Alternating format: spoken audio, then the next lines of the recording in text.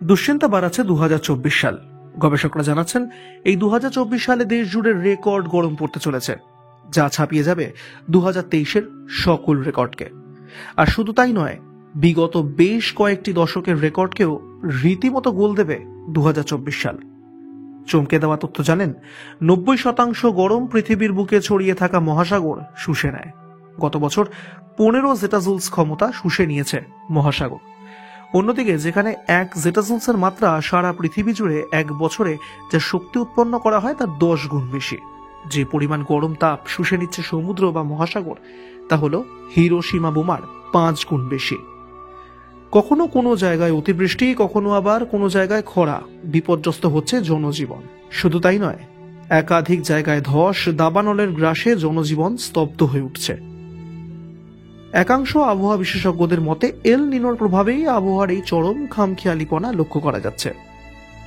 খুব স্বাভাবিকভাবেই সমুদ্রের তাপমাত্রা এইভাবে বাড়তে থাকায় হু হু করে গলছে আন্টার্কটিকা মহাদেশের বরফ, আর এর ফলে বাড়ছে জলস্তর। কি পরিমাণ ক্ষতি ধেয়ে আসছে আগামী দিনে সেটা আলাদা করে বলে দেওয়ার দরকার নেই বলে জানাচ্ছেন গবেষকরা।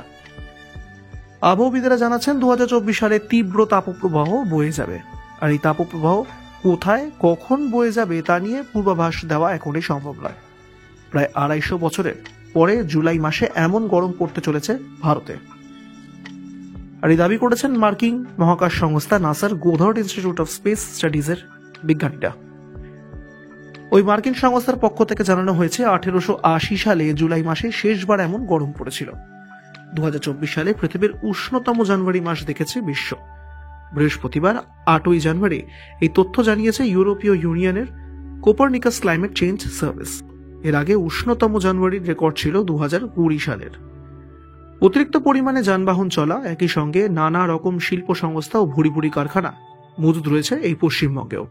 আর এর ফলে গোটা দেশের সঙ্গে পশ্চিমবঙ্গের অবস্থাও অনেকটাই খারাপ হতে চলেছে বলে জানিয়ে দিয়েছেন আবহাওয়াবিদেরা।